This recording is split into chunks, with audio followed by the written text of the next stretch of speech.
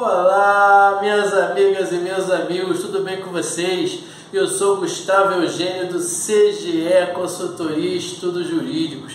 E hoje, pessoal, eu estou aqui de volta para dar continuidade a essa série de vídeos e encerrar o nosso conteúdo de direito material do trabalho voltado para a segunda fase da prova da OAB. É isso aí, pessoal. A partir da próxima aula, nós vamos conversar sobre processo do trabalho. É isso aí, já dei 8 aulas ligadas a direito do trabalho e a partir das próximas aulas serão 8 aulas de processo do trabalho. Primeiro direito do trabalho e depois processo do trabalho.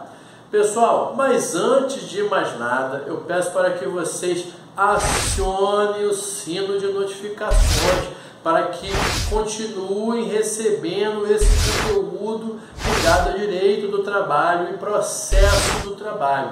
Peço também, pessoal, que vocês deem um like nesse vídeo, dá um ok, dá um legal, que vai ser muito importante para que nós continuemos a propagar, a divulgar esse conteúdo de direito do trabalho e processo do trabalho.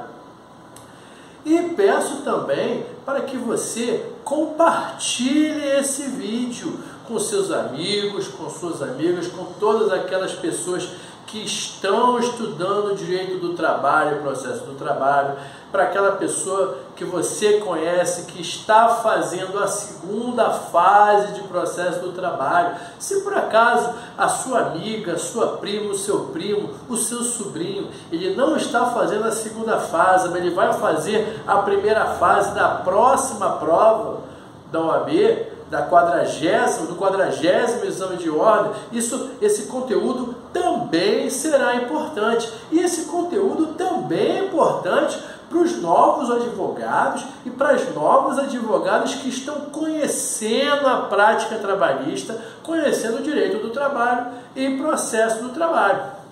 E hoje, pessoal, para terminar este conteúdo de direito material do trabalho, eu quero conversar com vocês sobre rescisão indireta. E por que eu escolhi falar sobre esse tema?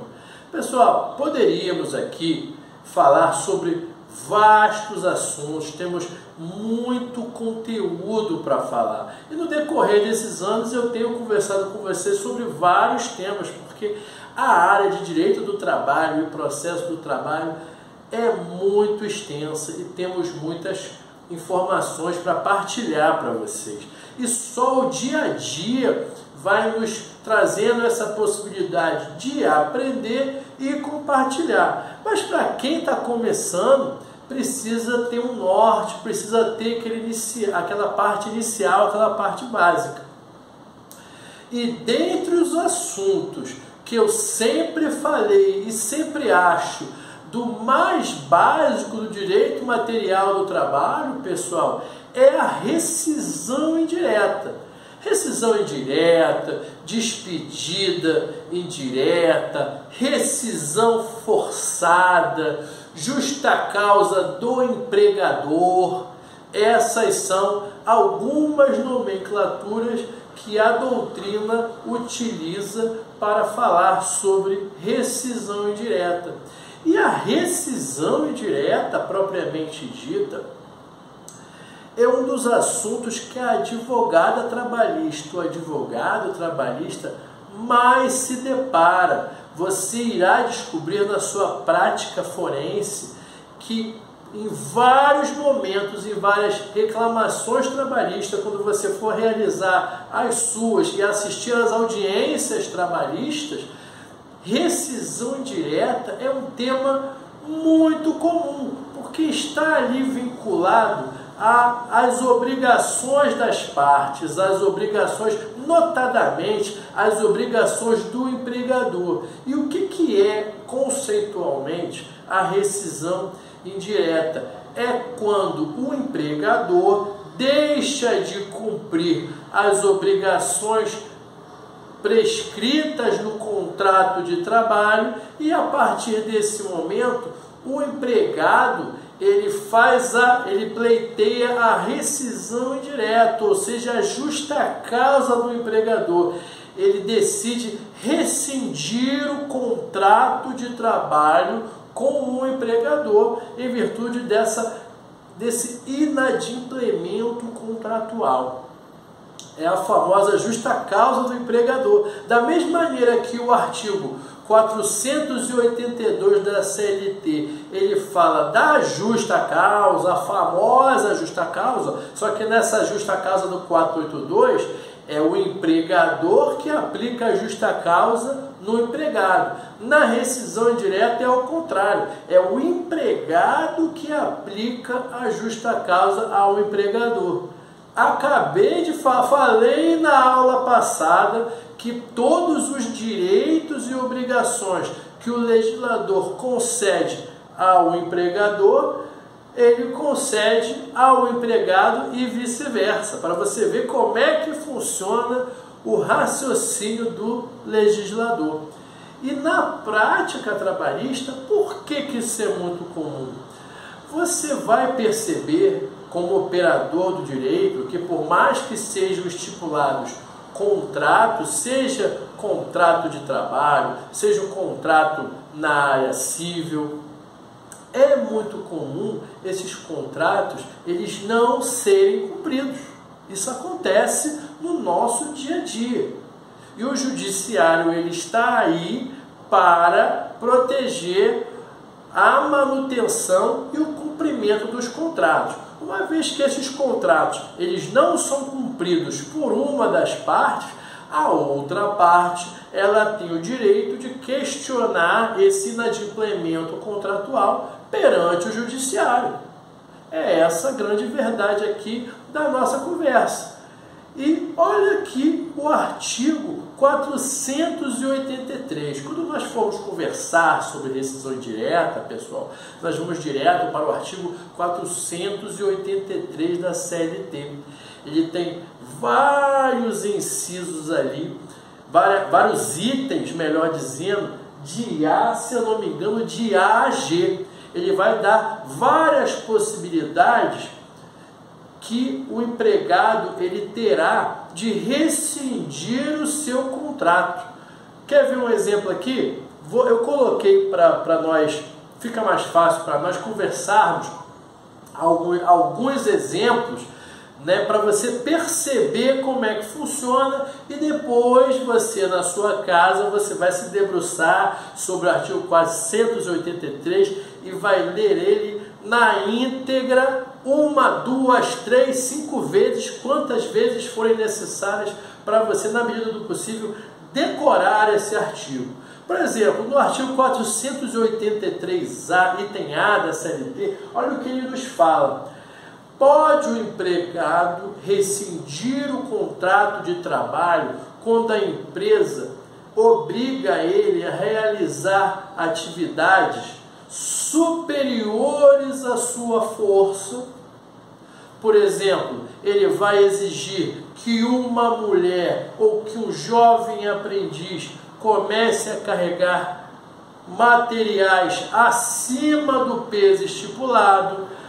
Também há a possibilidade de rescisão indireta com base no mesmo item A do artigo 483, quando o empregador exigir a realização de atividade pelo empregado, de atividades que violem os bons costumes.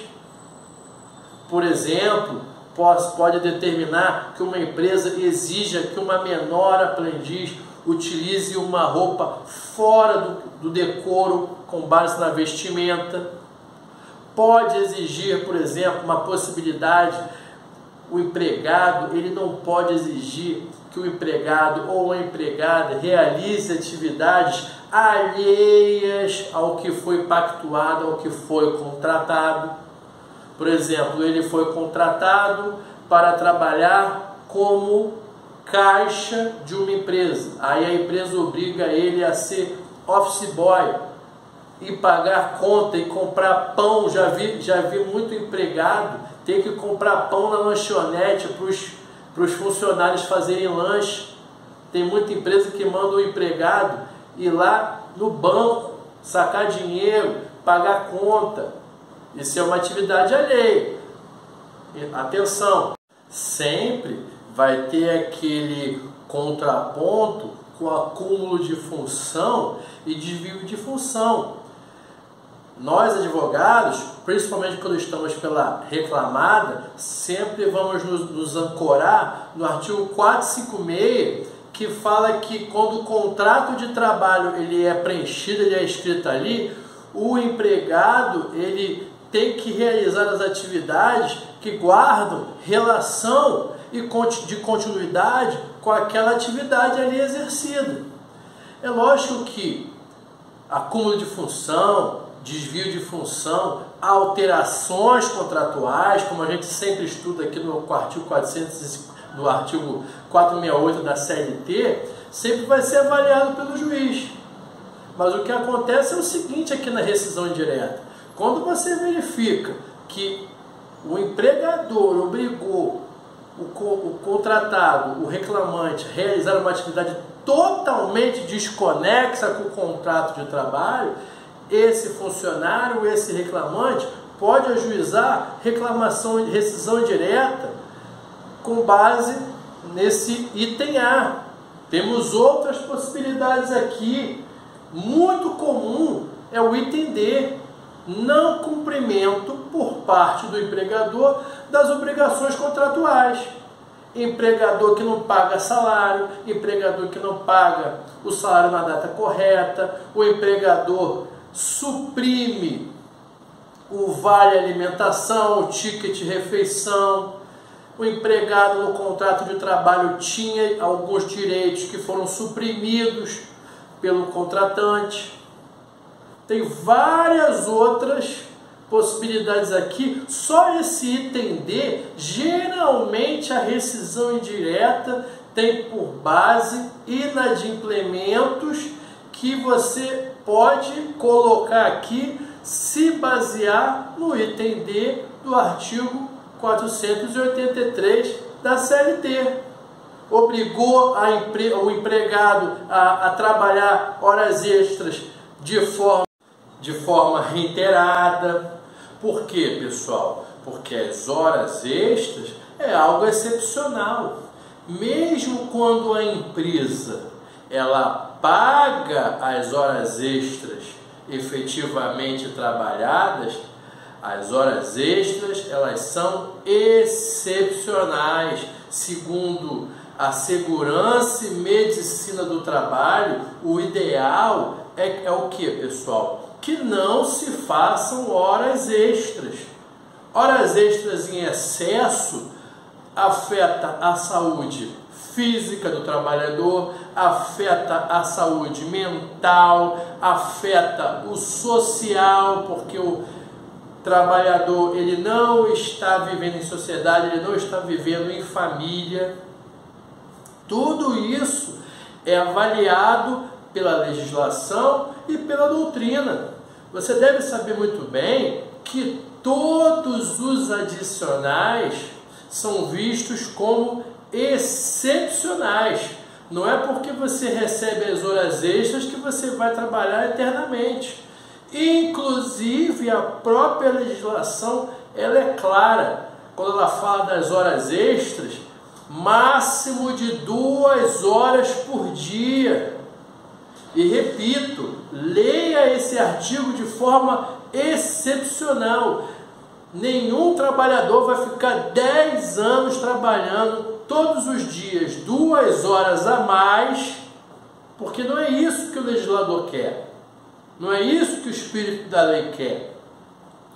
Outro exemplo, o adicional noturno. Da mesma maneira que as horas extraordinárias, o adicional noturno ele também é considerado um adicional. Adicional de horas extras, adicional noturno quando você recebe esse valor. Tanto é que tem entendimento do TST o que, pessoal? Quando a funcionário ou quando o funcionário que está realizando a sua atividade no horário noturno, recebendo aqueles valores do adicional noturno, ele é transferido para o horário diurno, não tem nenhuma ilegalidade. Quando ele for transferido para o horário diurno, ele vai deixar de receber aquele pagamento do adicional noturno. É lógico.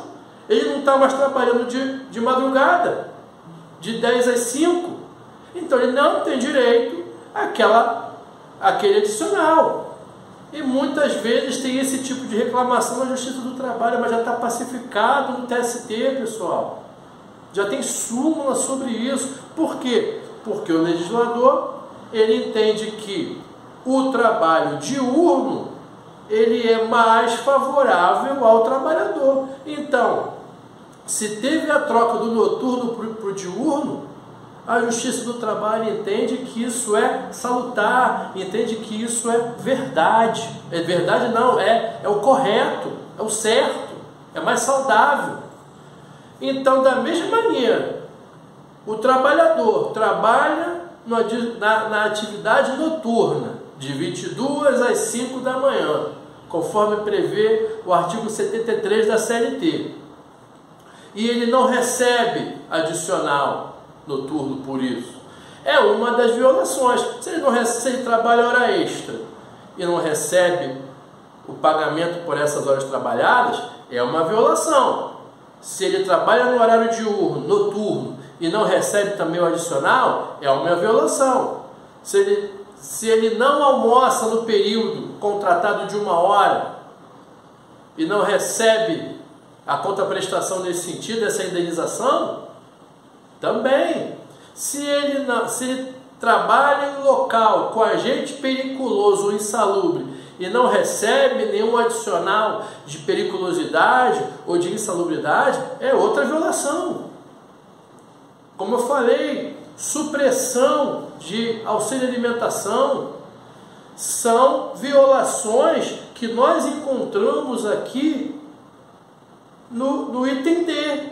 E na prática, pessoal, a maioria das teses de rescisão indireta na prática trabalhista dos tribunais do nosso país, aqui no Brasil, eles geralmente batem no item D.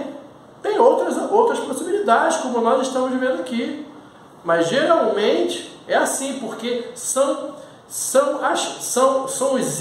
esse item, ele geralmente nos conta casos que há a realização de prova nesse sentido. Além disso, pessoal, também existe possibilidade de rescisão indireta quando a empresa ou o preposto dessa empresa, eles agridem fisicamente, agridem moralmente o empregado, agridem a honra do empregado. É muito comum em algumas empresas humilharem seus funcionários, exporem ele ao ridículo ou ela ao ridículo. Pois é, isso aí muitas vezes tem ação de assédio moral. Muitas vezes está ligado ao assédio moral. Quando algum funcionário ou alguma funcionária não bate determinadas metas, eu não estou dizendo que quando o funcionário... Vamos imaginar a seguinte hipótese. Estamos numa reunião de equipe. Vamos imaginar que essa equipe dessa empresa possui 10 integrantes dessa equipe. Os integrantes dessa equipe sabem que tem uma meta a ser batida.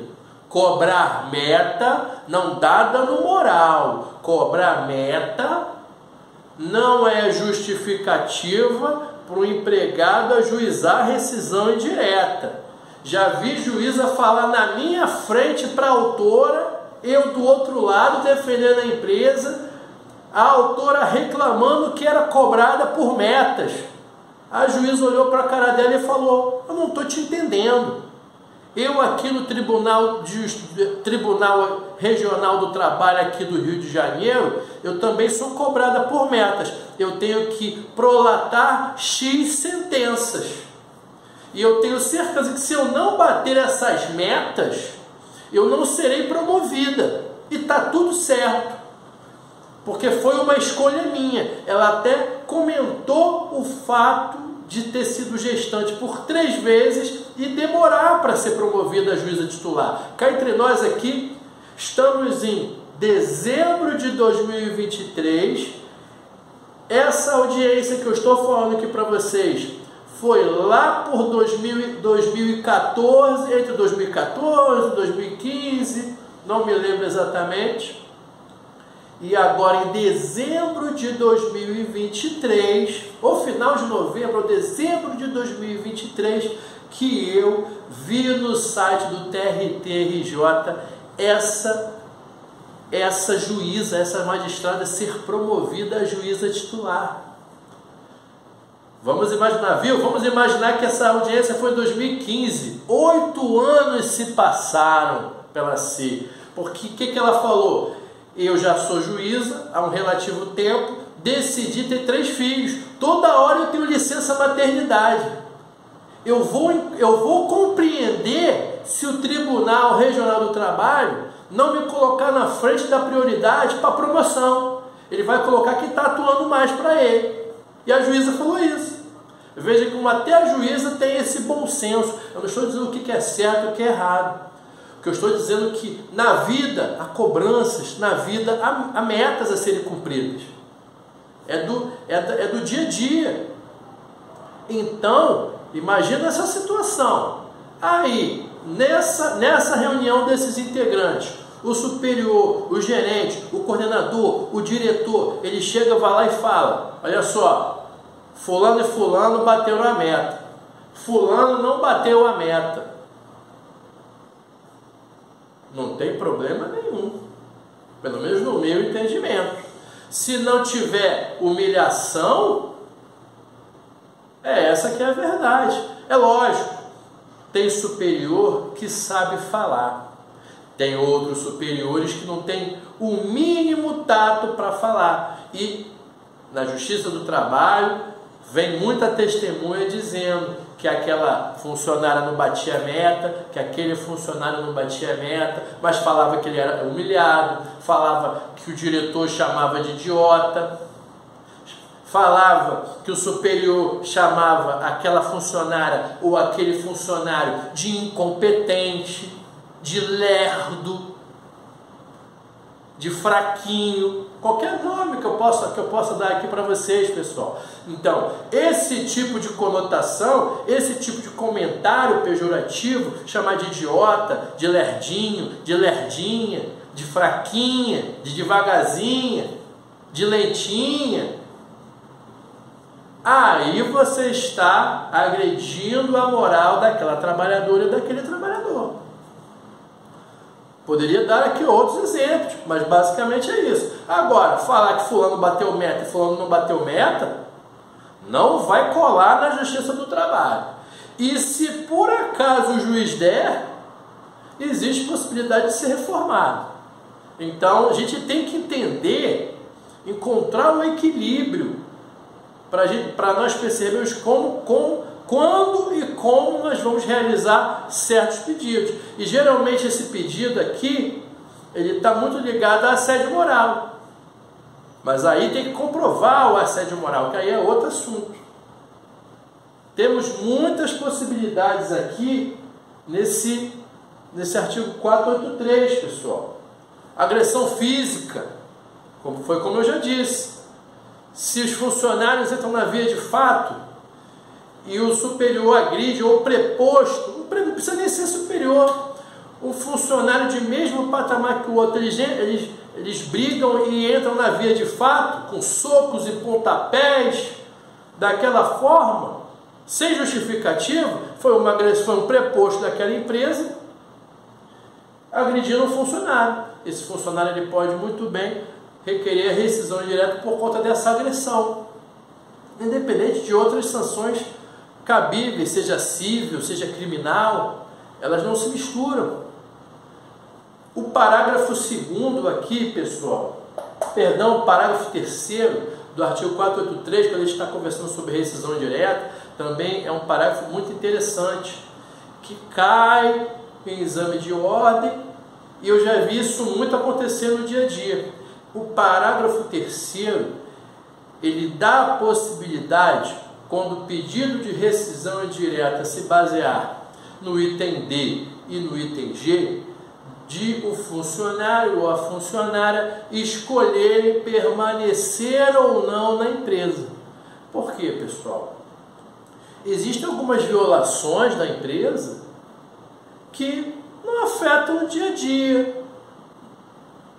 Muitas vezes o funcionário vai preferir continuar, em vez de ele pedir demissão e ficar sem dinheiro, ficar sem remuneração, a não ser que ele já tenha, a não ser que ele já vá direto para uma outra empresa, uma outra atividade. Isso aí eu já digo logo, pessoal, já é uma tese de defesa de contestação.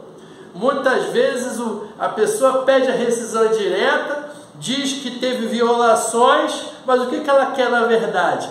Ela quer não pedir demissão para não perder os direitos dela. Aí ela sai da empresa, alega rescisão indireta, vai trabalhar na outra, continua recebendo salário. Aí o advogado de defesa na sua contestação, na instrução processual, vai tentar demonstrar, vai tentar comprovar o quê? Que ela já tinha uma outra atividade e ela que criou essa história para receber com base na rescisão indireta. Com certeza através de testemunhas, documentos. Será muito difícil conseguir um documento nesse sentido. É mais testemunhal mesmo, porque às vezes a pessoa é tão linguaruda que ela vai lá e fala que ela vai trabalhar numa outra empresa. Inclusive uma técnica que muito juiz usa, no caso de pedido de demissão ou de rescisão direta, é pedir para olhar a carteira de trabalho para ver se a saída foi naquele momento. Aí o juiz já assinaram a carteira de trabalho dela, olha só. Então não foi bem assim como ela está contando. É assim que é. Esse é o dia a dia. E pega às vezes a reclamante ou o reclamante na mentira. Isso é muito comum. Muito comum. Então, em outras possibilidades, como nesse exemplo que eu dei aqui das agressões mútuas, das agressões recíprocas, das vias de fato, deu porradaria, briga. Será que esse empregado ele vai querer continuar na empresa? Provavelmente ficou uma situação insustentável, seja por esse exemplo, ou seja por outros exemplos que a gente pode conversar aqui. Às vezes a situação fica insustentável.